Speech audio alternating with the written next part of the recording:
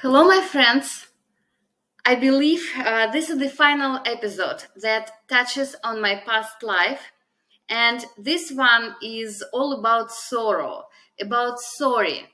At home, I have a colorful jar, and when this jar became full of sorrow, full of sorry, something inside of me, boom, exploded. It's like a volcano explosion. And that's when I started to heal my heart and my soul.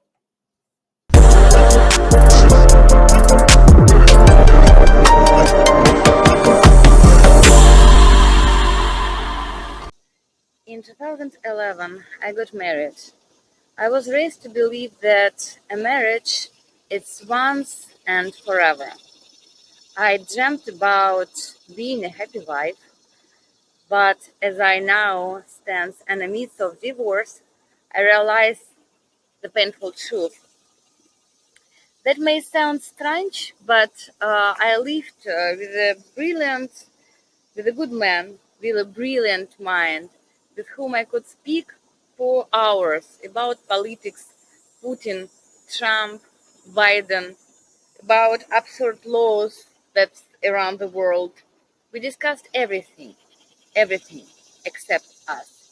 For me, it was a matter of pride to wear a wedding ring, and it was an honor for me to be called a wife. But the marriage itself, it never truly exists. And the first time when I took off my wedding ring, it was 2018. The second time it was 2020. And my husband even didn't realize, didn't ask me anything. It became clear for me that our family ended many years ago. And honestly speaking, now I'm looking back and have we ever been a family? No. Each of us lived his own independent life. And this is the truth. For the past 3 months, my mind has been spinning like a concrete mixer.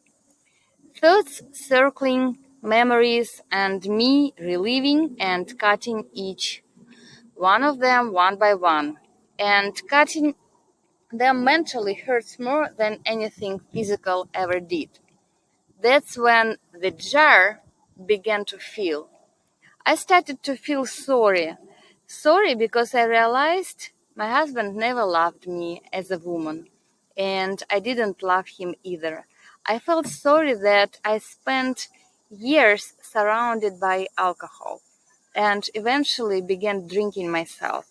Sorry that I lost the essence of being a woman, forgot how to feel, to express, to shine as a woman. Sorry that once bold, slim, vibrant, sexy, confident woman became an overweight, tired, broken version of herself. This is me before the marriage. This is me in the end of marriage. And this is me now, at the time of separating and divorce. I feel sorry that my son doesn't remember me smiling. For 10 years, he doesn't remember. And not so long ago, he told me. What did you tell me? Mom, look at yourself. If you ever think of going back to your old life, don't. I'll always be with you. I'll support you. But please, never go back. I love the way you are now. You're beautiful. You are interesting. You'll meet someone amazing. You'll get married. My son is only 11 years old, but he has so much wisdom in him. And his support is undeniable. I love you. Brilliant boy. I love you, my best son in the world. Right? Right?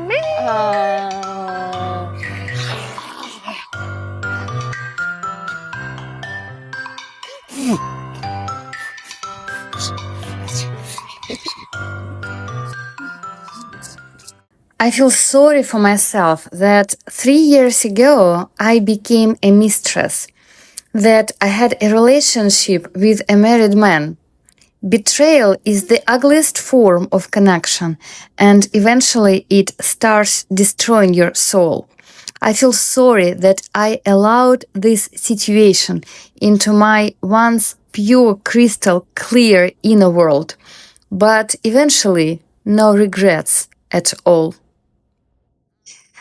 But never again, never I will have any relationship with a married man. Never. Naperville, Relax, and Aurora, and Bolingbrook, and Lyle.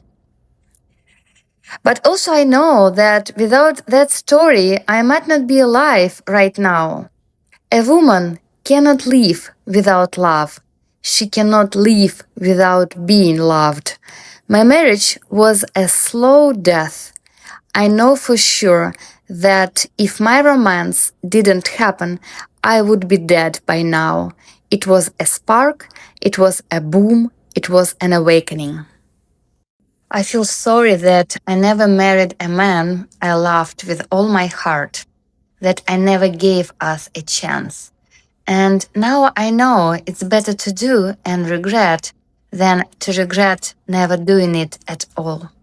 This sorrow touches a friend who has been gone from this world for 9 years now. I feel sorry that for 20 years I lived like a puppet. Other people pulled strings and were writing a script of my life. I feel sorry that I didn't change the story. Sorry that I didn't leave my marriage 7 years ago. Sorry that I wasted time at endless community events, in pointless conversations, surrounded by people who never resonated with my soul.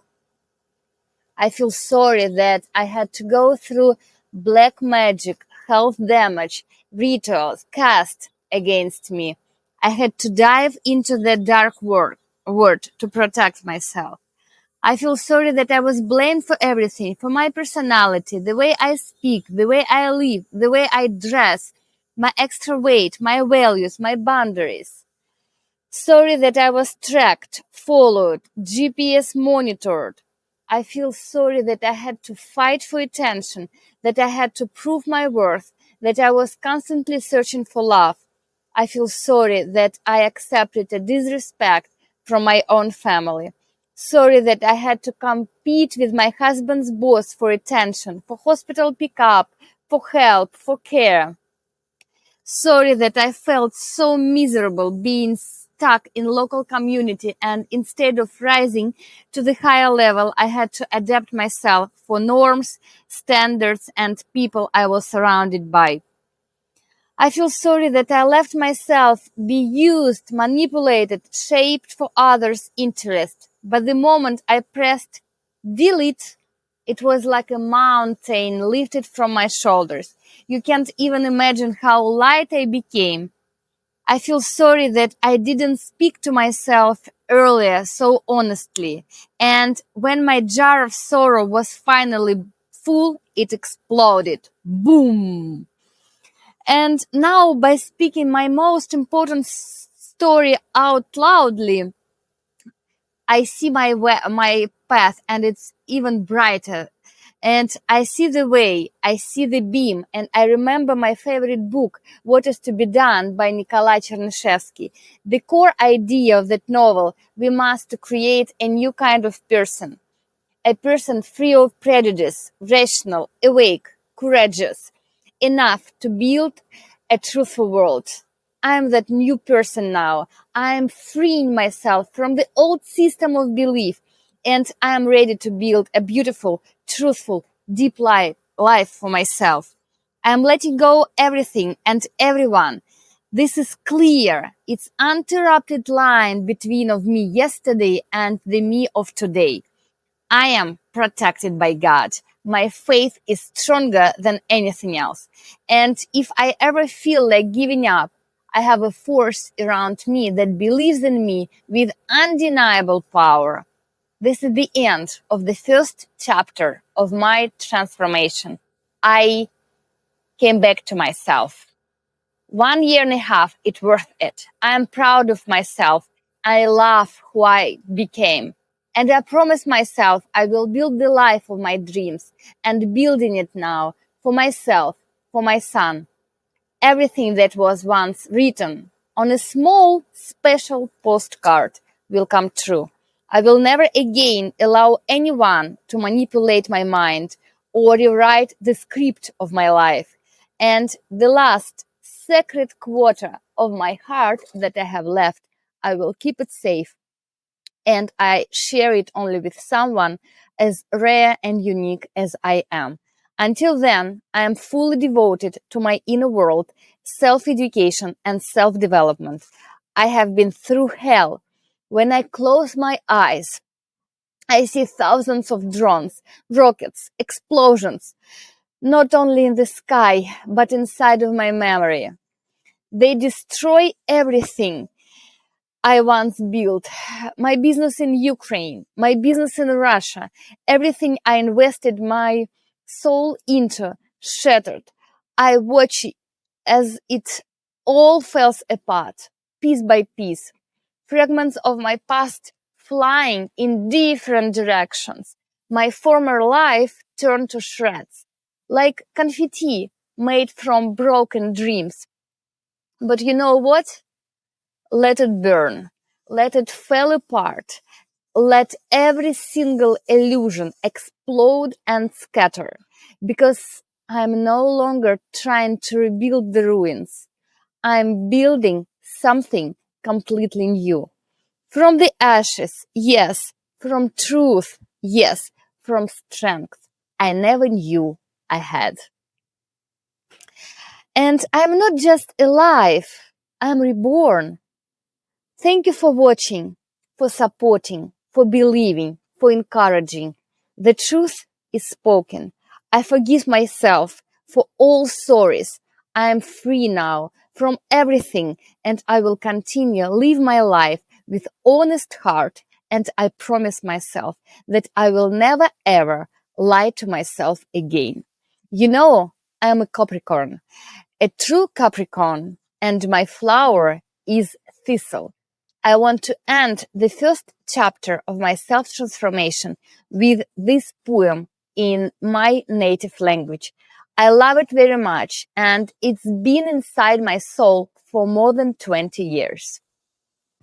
Растет чертополох в сухой степи, как занесло его сюда, он вряд ли знает, как друга верного ему средь трав найти. От одиночества чертополох страдает, безмолвный зной, день маревом накрылся. От засухи растрескалась земля, ковыль волной застывший расстелился.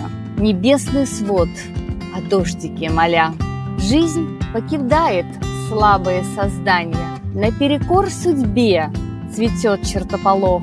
Ему шанс выдан, видно мирозданием, и смерть попрать он сильный духом смог. Цветы растут в колючем оперенье, им дарит жизнь могучий, сильный ствол. Чертополох в нас вызывает восхищение. Он способ выжить засуху нашел. В нем сила духа, мощное начало. Он не позволит род свой обобрать. От испытаний в нем душа кричала, но он сумел победу одержать. Чертополох – защита от печали. Чертополох – спасение от беды. Его цветы, спасение источая, сотрут в душе тяжелых дней следы.